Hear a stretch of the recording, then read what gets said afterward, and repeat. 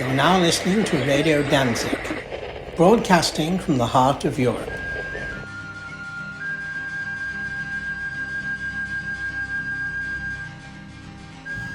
Dead Air, the podcast. Tonight's episode, The Devil Corpse.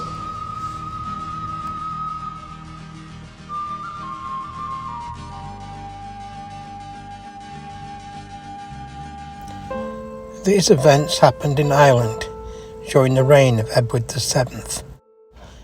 The young man, often referred to as the young scholar, had no real job, and he had taken to walking the country lanes from village to village. At each habitation he would head for the public house and, like a storyteller of old, entrance the locals with his tales. They were usually generous enough to buy him a drink and a bite to eat. Ordinarily, the young scholar, being so well educated and well read, had an edge over the locals when it came to the fascinating nature of his stories. But this afternoon he was heading towards a village where the locals knew quite a few good stories of their own. And in fact, they quite outshone him. They had a taste for ghost stories, tales of the fantastic, tales of the paranormal and the macabre. But even though he felt a little deflated at being bested, they were still nice enough to buy him a drink and a big doorstep sandwich before he went on his way. As he walked down the narrow country lanes in the growing dusk, he thought about one of the stories he'd heard in the pub. It was about a thing. It looked human, but it wasn't human, and one of its hands was much larger than the other, and he used that hand to grasp lone travellers in the dark. Several times he thought he heard sounds on the road behind him, and he turned and looked, only to find himself quite alone. He felt foolish and scared. A little later, as he passed the ruined, weather-beaten old house, he came across a dead body lying face down in the road. Oddly enough, this didn't scare him at all. He'd taken anatomy classes and he'd seen many dead bodies. In fact, he even stopped and decided that it would be nice if he turned the body over and laid it on its back so that he presented a more dignified posture when found by other folks. But to his surprise and trepidation, the dead man began speaking to him. God love you. Being dead is exhausting. Young man, would you like to do me a little favour? Would you carry me on your back to the place where I intended to travel before I laid down here to take a little rest?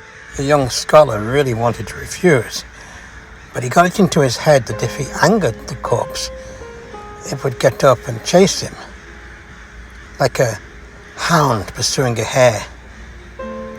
So he said, sure, I'll be glad to do that for you. And he put the dead man on his back and carried him. Following his directions, they arrived at a farmhouse where they were greeted by the beautiful young farmer's wife. She was soon joined by her husband, and the couple invited the dead man and the young scholar to stay for the night.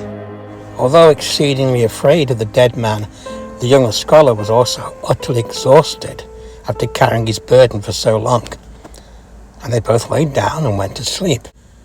When he awoke early in the morning, the young scholar found that he was alone in the bed.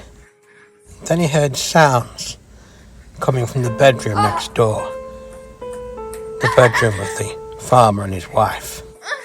The young scholar glanced out of the window and in the distance saw the old farmer walking across one of the fields on his way to work. So who was in his bedroom, making his wife sigh and moan?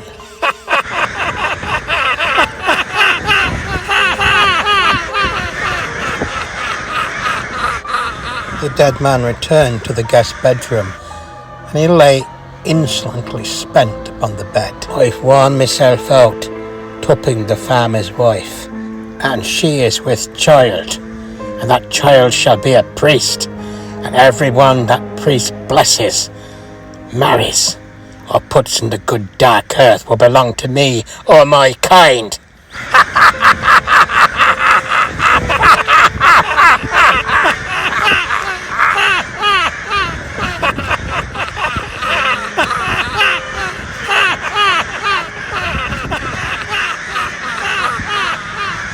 The overstretched nerves of the young scholar gave way.